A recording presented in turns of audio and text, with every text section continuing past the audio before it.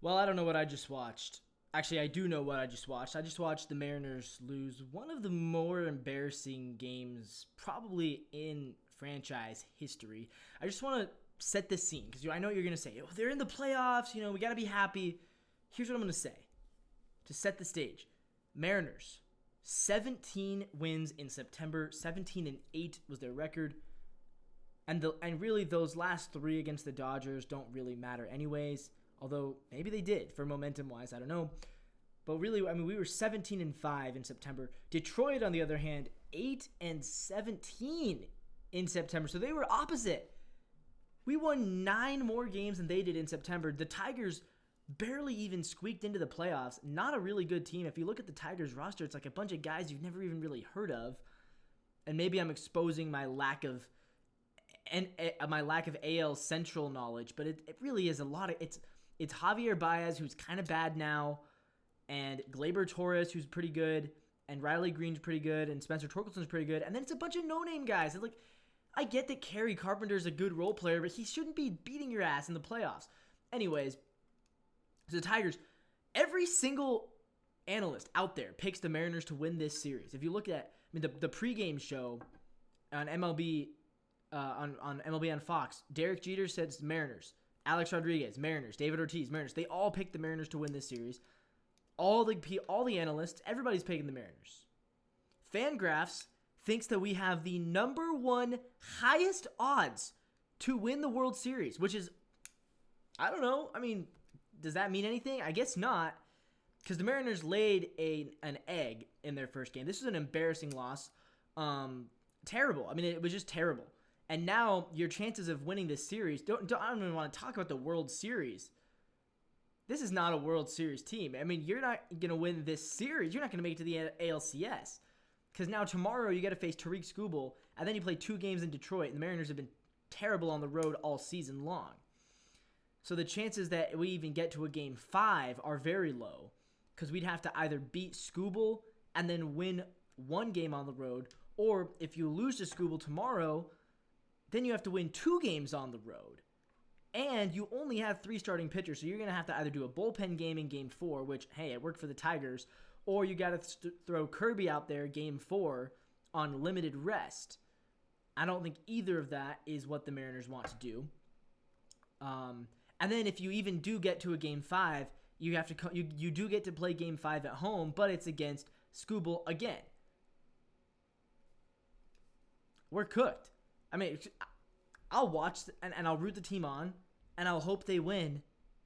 But that's as much as I can do. I can't have any faith anymore because that was atrocious.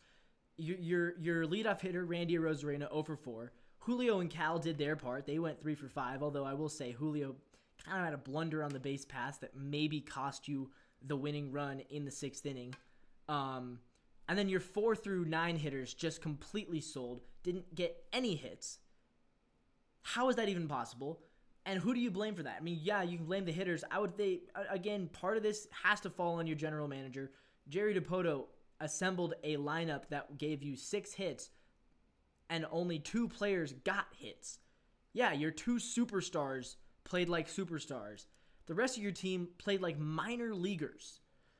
And maybe that's because some of them probably should be minor leaguers.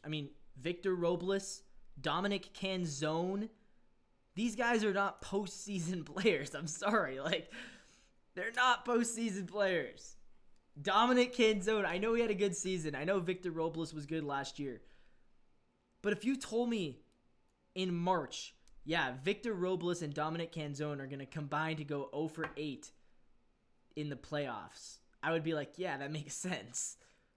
You know what I mean? And okay, Suarez and Naylor, baffling. We traded for them. I'll admit, I wanted us to trade for Suarez and Naylor. Neither of them showed up tonight. Maybe Josh Naylor has an excuse because he's thinking about his baby that's about to be born. Gino's got no excuse, bro. You have no excuse. Why are they all... every at-bat, they were just swinging for the fences. Every guy on the team. They weren't even trying to get singles, doubles. They were just swinging for the... Luke Raley comes in. I don't know why we put Luke Raley in the game as a pinch hitter. He's been terrible all season long. Luke Raley comes in, pinch hit, both times strikes out. Both times he's swinging for the fences. And it would be less embarrassing if this was the game when we were playing against Skubal, but it wasn't. In fact, the Tigers were rolling out a bullpen game. So this is the Mariners at home playing against an inferior team. The Detroit Tigers are not as good of a team theoretically as the Mariners. And it's a bullpen game for them, and it's George Kirby for you. You have to win this game. Frankly, it's very embarrassing to lose this game, considering what's at stake. Because like I said, now we got Skubal, then road against Flaherty, road against Mize, and then home again for Skubal. If you look at the pitching matchups, Skubal versus Castillo, the Tigers have the edge there. On the road, Gilbert against Flaherty is probably a wash because Gilbert on the road is not anywhere near the guy that he is at home. And then Kirby on the road against Mize is also probably a wash because, again, Kirby's road splits are awful. And I know Mize has been bad in the second half, but Kirby has been just as bad on the road as Mize in the second half. And then game 5, Skubal against Castillo again, theoretically. Or maybe Bryce Miller. I mean, you can't throw Bryce Miller in a must-win game. It's got to be Castillo. So Skubal against Castillo, game 5. And, again, Skubal has the edge there. No matter how good Luis Castillo's been at home, and he's been great at home, Skubal is better. He's going to be the Cy Young winner. He's back-to-back Cy Young. So, 2 of the next 4 games, the Tigers have the pitching edge.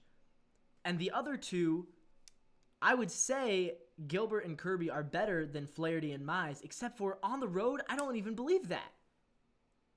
So the best I can say is it's a wash. We're cooked. You know, one way to look at it this season is just say, look, the Mariners didn't have a very good team. They were pretty bad for most of the season. They got really lucky in September. It got really hot, and the Astros fell apart with injuries. And you know what? If the Astros didn't have their entire lineup injured when we played them in Houston, maybe they're the ones that sweep us. And maybe we're talking about a Mariners team that won 87 games and missed the playoffs, and an Astros team that won 90 games and won the division. Because that's how close it was. I mean, we forget because it felt at the end like we really dominated them. But we won the division by 3 games, and we swept them in that last series. All it took, if Houston was healthy in that series, if they didn't have their entire team in the IL, they probably do sweep us. Based off the team I just watched, I mean, the team I just watched tonight, there's no way in hell they're beating a healthy Astros team. So I guess that's one way to look at it. Say, look, the team overperformed this year. Good for them. Good for Dan Wilson. It's really cool that Cal and Julio did what they did. And see you next year. You know what I mean? And hopefully we build on this for next year. And now we have the confidence next year, maybe. I don't know. But this is not a good baseball team. You can't convince me this is a good lineup. They went 0 for 28. I know they have the highest OPS in the team since 2001. I think that says more about the previous Mariners teams being even worse. But I don't think it says this one's very good. I'm baffled at how Fangraphs thought we had the number 1 World Series chances. I don't know how you could watch this team and say, I don't know how you could watch tonight's game and say this team has a chance to win the World Series. This team's not even going to be in the ALCS. I mean, come on. So anyways, that's my thoughts. It's frankly an embarrassing game. By the way, I didn't even talk about this. But George Kirby, why was he in the game against Kerry Carpenter? Kerry Carpenter has homered 4 times in his career off of George Kirby. You know how crazy that is? That's like Mike Trout levels of dominance. Kerry Carpenter, 4 for 8 going into this game against Kirby with 4 home runs. I get it. Kirby struck him out the first time. Good for him. But you're winning 1-0. There's a runner on base. You either walk him or you take Kirby out of the game in that situation. You cannot allow George Kirby to... I don't want to blame that for losing. The offense ultimately is the reason we lost because we couldn't score. At the same time, if George Kirby doesn't pitch to Kerry Carpenter, if you bring in Gabe Spire to pitch to Kerry Carpenter, I think you win this game 2-0. And honestly, if Brian Wu is healthy and pitches this game, I think you win this game 2-0. George Kirby, I respect what he did in the first 4 innings. A lot of strikeouts. You cannot give Kerry Carpenter pitches in the zone. This guy has hit 4 home runs off of you in his career. You can't let him make it 5. And he did. And he made a mistake. And it's partially on George Kirby for that. And it's partially on Dan Wilson for not saying, maybe this guy who has given up 4 home runs to this other guy shouldn't be pitching today. Or shouldn't be pitching against him. You know what I mean? Like, can we be realistic here? Can we be reasonable? I don't know. Carlos Vargas also just sucks. Carlos Vargas should not be on the team next year. Just all around embarrassing. You walk the first guy, then you throw a wild pitch to let him get a free base. I mean, who knows? If he doesn't throw a wild pitch, maybe the Tigers don't score there. I don't know. So if I'm Jerry Dipoto, if Dipoto still has a job, which I think he will, I don't know if he should, because again, this team, not a good team, lucky to be in this position, probably should be the ones at home, but the Astros got a lot of injuries and we got lucky. But if Jerry Dipoto is still your GM next year, or president of baseball operations, Carlos Vargas, he needs to be the first one out the door. Carlos Vargas is a bad baseball player. He is a bad baseball player. You cannot have him on your team next year. You can't. You cannot have Carlos Vargas on your team next year. There's no way.